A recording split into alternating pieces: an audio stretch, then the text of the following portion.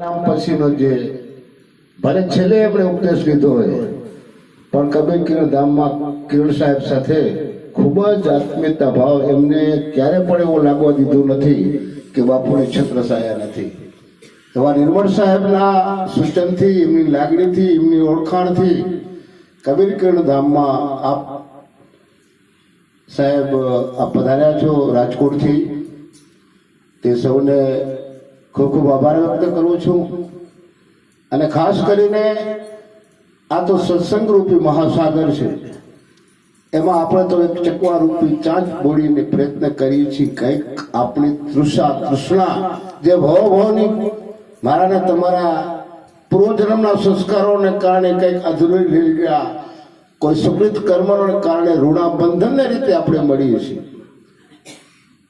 મોરબી શહેર મોટું શહેર, નગર મોટું, અનેક પ્રકારના વ્યક્તિત્વ ધરાવતા મહાનુભાવો રહેતા હોય અને કબીર કિરણ ધામમાં પધારતા હોય તો થોડા ઘણા જે વ્યક્તિઓ આવે છે ને એ સંત કિરણદાસ સાહેબના પૂર્વજોના સંસ્કારોનો કંઈક અધૂરું કાળ ઋણાબંધનના ભાથામાં જે કંઈક છે ને એ લેવાને દેવા આવે છે, એવું મારું માનવું છે. આ મારી બે આંખો છે, મારી બે આંખોથી મારો ચહેરો મારે જોવો છે.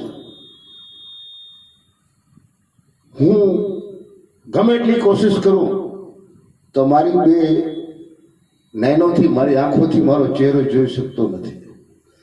મારે ચહેરો જોવો છે, તલબ છે કે મારો ચહેરો કેવો છે, ગોરો છે, કાળો છે, રૂપાળો છે, કેવો પ્રકારનો ચહેરો છે. તો ચહેરા જોવા માટે મને તલપ લાગી છે. મારા હૃદયમાં એવું જ્ઞાન પ્રગટ થયું છે, મારા હૃદયમાં એવી આશા અને તૃપ્તા જાગી છે કે મારે મારો ચહેરો જોવો છે. તો મારા ચહેરા જોવા માટે મારે જગતમાં જવું પડશે, કોઈક સાધન ગોતવું પડશે. તો ચહેરો જોવા માટે સાહેબ દર્પણ જોઈએ. દર્પણમાં ચહેરો જોઈશ તો મને મારું અસ્તિત્વનો ખ્યાલ આવશે, મારા મુખારવિંદનો ખ્યાલ આવશે કે હું કેવા પ્રકારનો છું. પણ સાહેબ એ સદગુરુ રૂપી રીસો ક્યાંક મળે, તમારા એવા સંતો રૂપી રીસો ક્યાંક મળે, ક્યાંક એવો ભાસ થાય અને એ ચહેરો જોવા માટે મારી તલપને તમે પ્રયાસ કરો.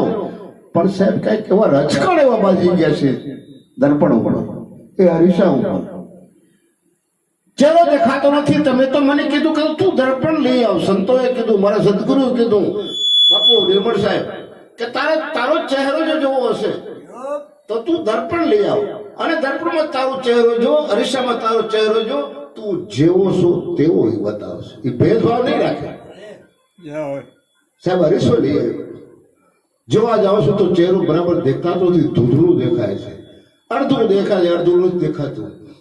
પાછું સદગુરુ પાસે જાઉં છું ને કહું છું, બાપુ તમે ખોટું બોલો છો.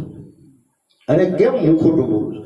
આ દર્પણ લઈ આવે પણ અરીસામાં મારો ચહેરો નથી દેખાતો, મારો મુખારો દેખાતો નથી, અડધું આવે છે, જેવું તેવું આવે છે, ધૂંધળું આવે છે.